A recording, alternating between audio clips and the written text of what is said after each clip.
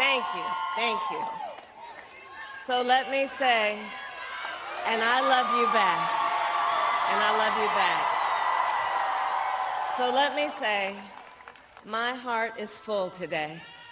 My heart is full today, full of gratitude for the trust you have placed in me, full of love for our country, and full of resolve. The outcome of this election is not what we wanted, not what we fought for, not what we voted for, but hear me when I say, the light of America's promise will always burn bright. As long as we never give up, and as long as we keep fighting.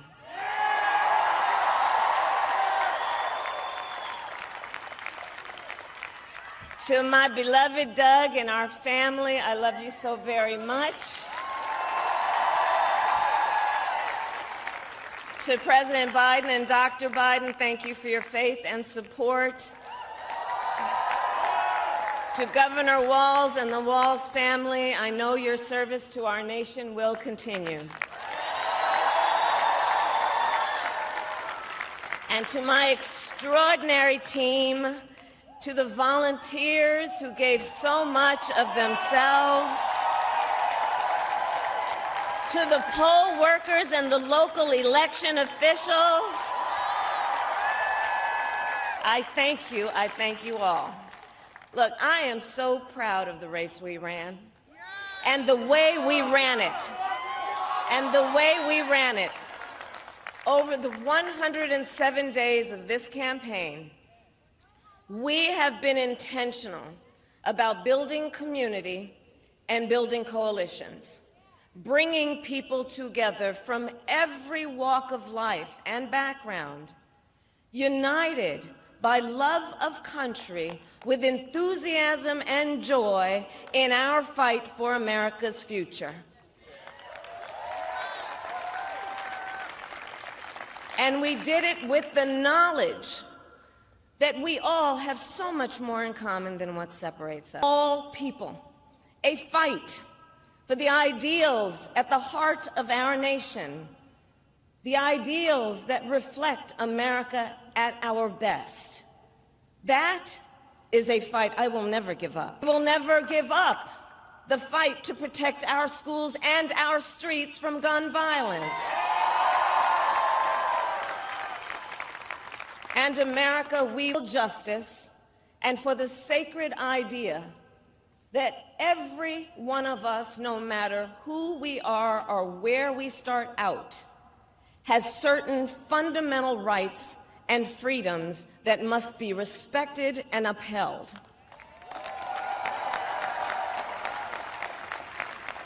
To the young people who are watching, it is... I love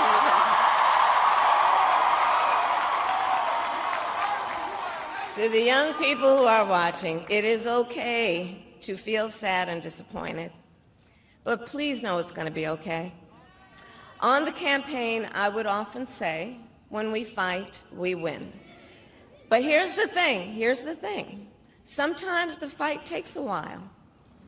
That doesn't mean we won't win. The important thing is don't ever give up.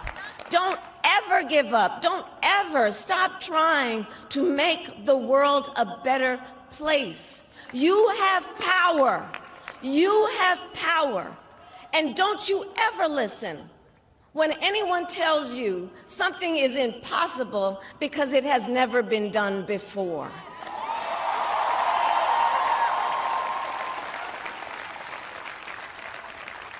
You have the capacity to do extraordinary good in the world.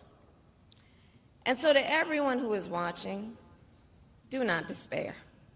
This is not a time to throw up our hands. This is a time to roll up our sleeves. This is a time to organize, to mobilize, and to stay engaged for the sake of freedom and justice and the future that we all know we can build together. Look, many of you know I started out as a prosecutor, and throughout my career, I saw people at some of the worst times in their lives. People who had suffered great harm and great pain, and yet found within themselves the strength and the courage and the resolve to take the stand, to take a stand, to fight for justice, to fight for themselves, to fight for others. So let their courage be our inspiration. Let their determination be our charge. And I'll close with this. There's an adage an historian once called a law of history, true of every society across the ages. The adage is, only when it is dark enough can you see the stars. I know many people feel like we are entering a dark time, but for the benefit of us all, I hope that is not the case. But here's the thing, America, if it is, let us fill the sky with the light of a brilliant, brilliant billion of stars. The light of optimism, of faith, of truth, and service.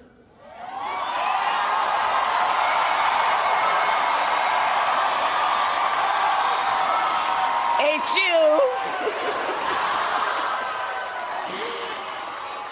And may that work guide us, even in the face of setbacks, toward the extraordinary promise of the United States of America. I thank you all. May God bless you, and may God bless the United States of America. I thank you all.